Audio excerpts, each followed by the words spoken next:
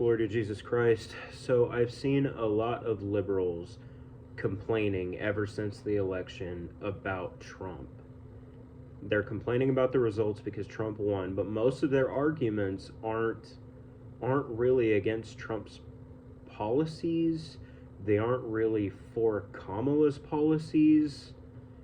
They're just complaining about Trump in general. But they're not making a good case as to how Kamala's policies would have been better. And this takes us back to a big problem in Kamala's campaign in general, because she spent most of her campaign just complaining about Trump. She rarely discussed her own policies. She would switch her own policies a lot of the time. She was wishy-washy on a lot of things depending on how the political winds were blowing. If you watch the debate, if you watch interviews, she would be asked like direct questions about her views and her policies, and she would just come back with, well, Donald Trump this, Donald Trump that, Donald Trump this, Donald Trump that. She wasn't selling herself as a solid candidate. And I'm saying this as someone who, even though I'm a Trump supporter, I am a Trump supporter. I'm a conservative Catholic. But if the Democrats could have come up with a good, solid candidate with good policies and good values and good morals, then I would have considered voting for them. I would have taken a deep look into what they were saying, and I would have considered it. For example, Tulsi Gabbard. When Tulsi was a Democrat, she's a Republican now, but when Tulsi was a Democrat, she was a very solid Democrat.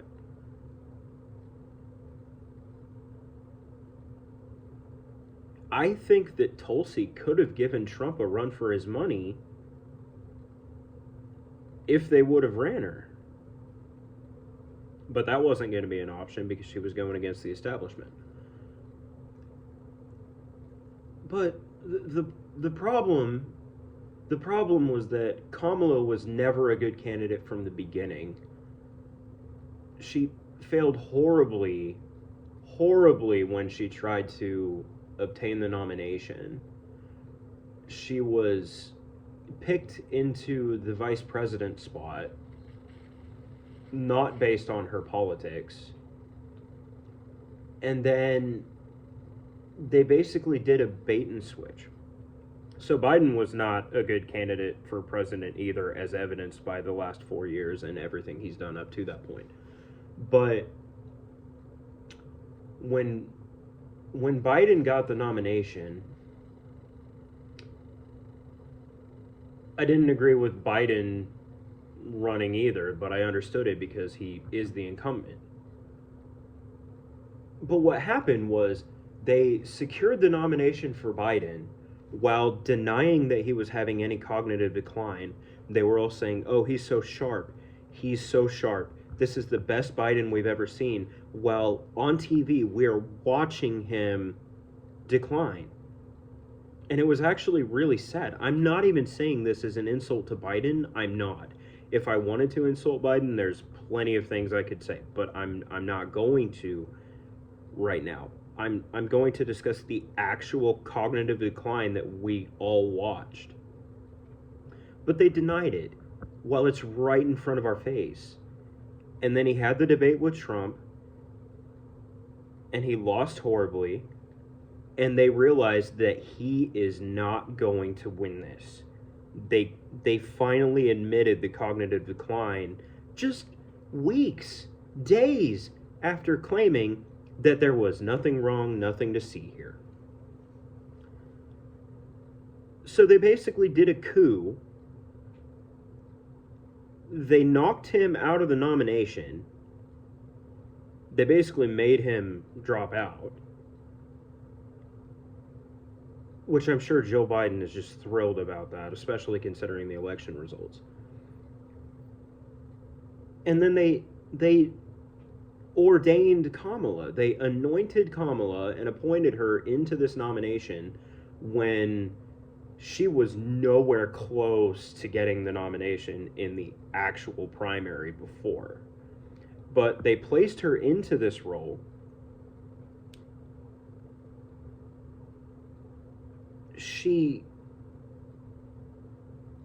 It's like she had no identity.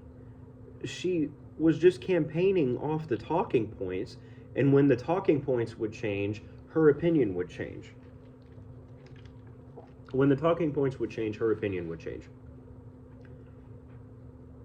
And then we look at what she's done as VP over the last 4 years, and we don't see very much. Now, I do understand that the vice president is limited on what they can do, but she constantly talked about how she was the last person in the room on things. She seemed to always make it a point that she was influential on presidential decisions as the vice president. Maybe I'm wrong on this, but I don't really remember much of a time where she actually claimed, until later on, I don't remember much of a time where she actually claimed that she was being limited. She always made it a point up till near the end. She always made it a point that she was influential in these decisions. Okay, but we don't actually see much being done from her side. And honestly, we didn't see much being done from Biden's side either. And the things that were done were generally harmful to us and our economy and the world in general. We became the laughingstock of the world under that administration. Other countries walked all over us. Look at what happened with the Ukraine situation. Look what happened with the Israel situation. Look at what happened with Russia. Like, you didn't see this stuff happening under Trump. But Biden gets into office with Kamala, and this stuff starts happening. And now look, ever since Trump became the president-elect, again, we're seeing these other places start to back off on what they've been doing. And I wonder if it has anything to do with them realizing that Trump is going to be the Trump that he was last time and not allowing them to get away with this stuff. But what I want to talk about is liberals, Democrats. What you need to realize is we didn't, like, yes, we voted for Trump, but we weren't voting for Trump. We were voting against radical left-wing ideology. That's why we elected Trump the first time around. That's why we elected Trump this time around. Because we were tired of the left-wing establishment coming in, and anytime we say anything, we're accused of being racist, misogynist, whatever, even if what we're saying has nothing to do with race or misogyny or anything like that. But it's like a conservative, not even a Republican, but a conservative in general, even a conservative libertarian, even a more right-leaning Democrat, because I've seen that too, they say anything that goes against the radical left ideology establishment, and all of a sudden they're accused of being a Nazi, they're accused of being racist, they're accused of being Hitler. There's no discussion most of the time. And I'm not saying all Democrats and all liberals are like this. You can have a cordial discussion, a cordial debate with some of them. And I really appreciate those liberals and Democrats that you can actually have a cordial discussion with. I see you. I understand how difficult that must be when you're part of a party as extreme as that. So I do appreciate that. But most of the time, it's just an echo chamber of, oh, you're a Nazi, oh, you're Hitler, oh, you're racist, oh, you're a misogynist, oh, you want to control women, blah, blah, blah, blah, blah, blah, blah.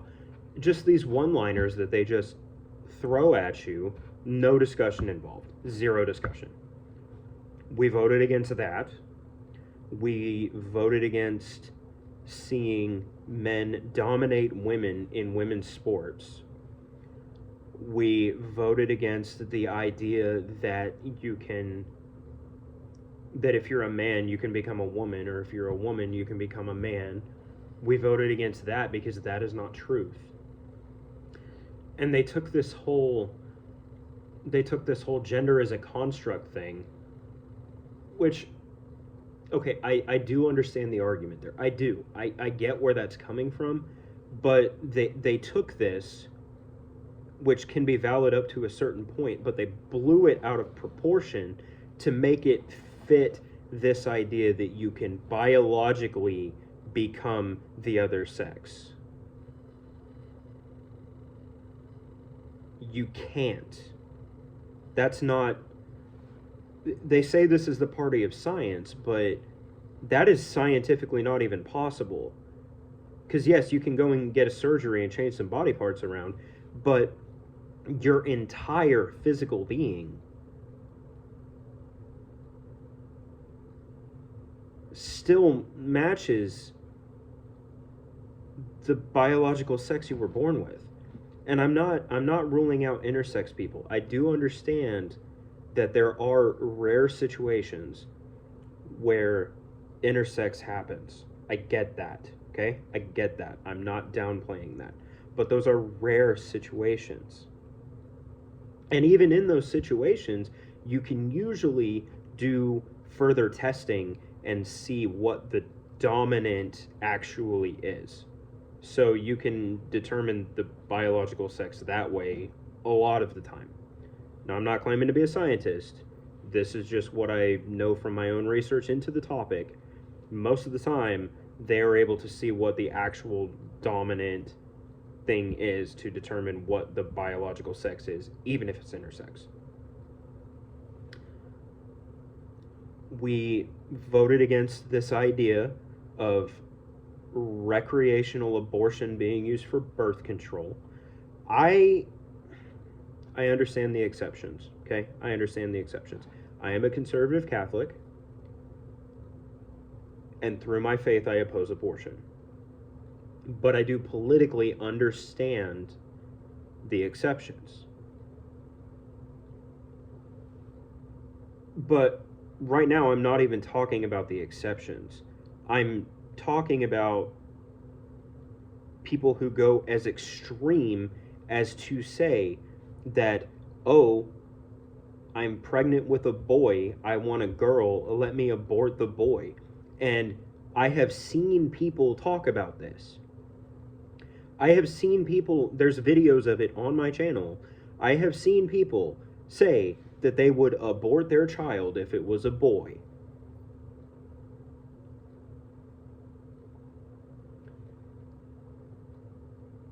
Even if you support abortion for the exceptions, recreational birth control, or recreational abortion for the purpose of birth control, is, there's really no way to justify that. There's really not. That baby is a baby. That baby is a baby. And they try to play semantics. They try to say, oh, it's a clump of cells. Oh, life begins at this time. Life begins at this time. Life begins at conception. That clump of cells is a baby. No matter how much you want to try to twist it, that clump of cells is a baby. So we voted against the satanic sacrament of abortion being used as recreational birth control. That's not even getting into the exceptions, okay? That's a whole other discussion. And honestly, Trump supports the exceptions. I'm not saying anything on it as I am a conservative Catholic. but Trump supports the exceptions. He wanted to get rid of Roe v. Wade because it was a judicial overreach. And he wanted to bring it back to the state's decision. And that's what happened. And many states have now went in and enshrined wow, I can't talk today. Many states have now went in and enshrined abortion ever since Roe v. Wade was overturned. It's up to the states. Abortion was never a right in the U.S. Constitution, ever. So when they say, oh, that was my constitutional right and they took it from me, no, it was never your constitutional right in the U.S. Constitution. Now, you could argue that with the amendments that some states are passing, it is now your constitutional right under the state constitution. That is a valid argument that you could have. But you can never legitimately say that abortion was your constitutional right under the United States Constitution, because it was never there. It was never there in the first place. By overturning Roe v. Wade and allowing it to go back to the states and allowing states to have the discussion of putting this into a constitutional amendment for their state, you've actually opened the door to potentially giving yourself that constitutional right, as many states have done now. I'm not saying I agree with it, but with Trump getting Roe v. Wade overturned, you actually have more of a chance to argue that abortion is your constitutional right at the state level. So that's actually better for you. But we voted against the satanic sacrament of abortion being used as recreational birth control. We voted against cities being allowed to rot. We voted against just an ideology that has went from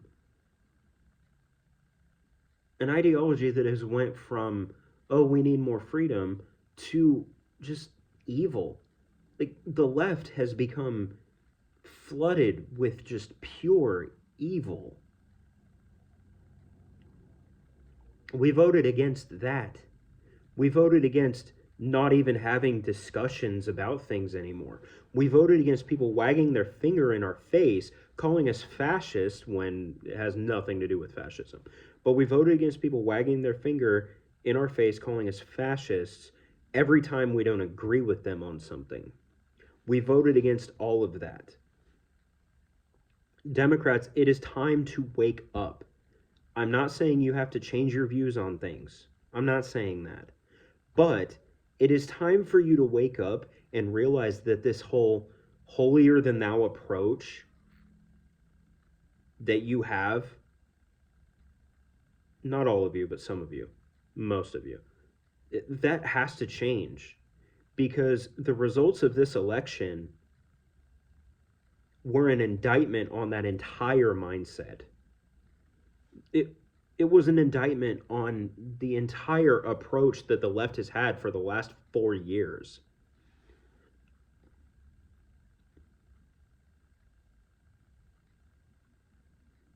This whole idea that you can get what you want by screaming about it, it doesn't work anymore. We're tired of it. We demonstrated that we're tired of that in this landslide election.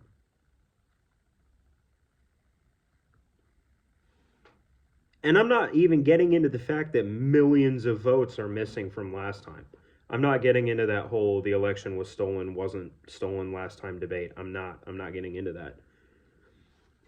But the fact of the matter is, even a lot of Democrats are tired of the nonsense, and they voted Republican this time around as Democrats, because they have realized that their Democrat Party is no longer the Democrat Party. It has become the extreme liberal, socialist, wannabe communist party, and they don't want to be part of that anymore.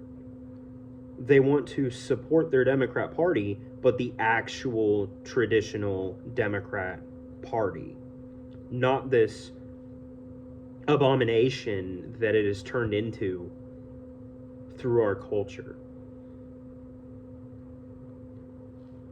Democrats, if you want a serious chance of getting anything done, you're going to have to change your approach. You're going to have to.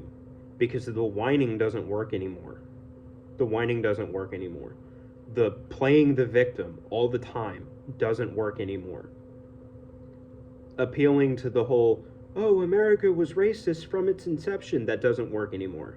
This election showed you that doesn't work anymore. Because it wasn't just the presidential election. The Senate and the House. Okay, I know that we've taken the Senate, and it's looking, I haven't looked today, maybe it's changed today, but last time I checked, it looked like we were going to get the House too. So we're going to have the presidency, the vice presidency, the Senate, the House, and the Supreme Court. Do you really think that your whole little resist by screaming and calling them fascists and calling them Nazis and calling them racists and blah, blah, blah, do you really think that's going to get you anywhere at all when Republicans have the entire government? The entire federal government. The presidency, vice presidency, Senate, House, and Supreme Court. Do you really, really, really think that your approach, which failed horribly in this election, because you brought out all the stops for this election, you really did. I'm not talking about the whole cheating thing from last election until now. I'm not getting into that. I have my own views on that. I'm not getting into it right now. But you guys really did pull out a lot of stops on this election, and it didn't work. And it didn't work because the country is tired of it. People in your own party are tired of it. Look at what Tulsi Gabbard has been saying. Tulsi is a solid traditional Democrat who has now turned Republican because you are no longer the Democrat Party. You're not. You're not. I do have respect. As a conservative libertarian who is now angling toward Republican, I might switch back to being Republican, honestly. I was Republican before. I didn't like where things were going. I switched over to conservative libertarian. I might switch back to Republican. But I've always had a respect for the traditional Democrats who can actually have a debate and have a discussion and aren't super extreme. But we are now seeing that the extreme does not have control. The extreme is not the majority. They are louder, they're more annoying about it, but they are not the majority. The majority, the silent majority, spoke out this time. And that red wave came. Because we're tired of it. We're tired of the childishness. We're tired of the obnoxiousness. We're open to discussions if you will have the discussions. But this whole angry parent, this whole I'm better than you and you're evil mentality that you guys have had for the last 4 years or longer, well, it's been a lot longer than that, actually. It's got to stop. Or you're not going to get anywhere. You're not going to make any ground under a Republican Congress, Republican president, especially Trump. Especially Trump. And J.D. Vance, who is a solid conservative Catholic vice president. Do you really think that you're going to get anywhere with the whining under Donald Trump, J.D. Vance, a Republican Senate, a Republican House, and a majority Republican Supreme Court? Do you really think you're going to get anywhere? I doubt it. I doubt it. It's time to grow up. It's time to have adult discussions about things that matter It's time to start discussing morals and not pseudo morals. And yes, you need to understand that Catholics and true Christians, not fake Christians, but true Christians, our faith informs our politics. You can sit here and spam separation of church and state all you want, but our faith informs how we live our lives. It informs our morals, and it informs everything about us, which means that it informs our politics. We, as traditional Catholics, we cannot separate our faith from our politics because our faith is everything. Our morals are everything. It's time for you to understand that, because if you guys want to get anywhere, in government in the future, you are going to have those discussions, because the country has shown you that we're sick of it. We're not letting the childishness reign anymore. We're done. We're done with it. Now maybe society can shift and we'll go back to letting the whining prevail in the future. I don't know. But for now, we're done with it. And if you want to make any progress as progressives, then you're going to have to do this tactically. And the tactic of whining until you get what you want, it doesn't work anymore.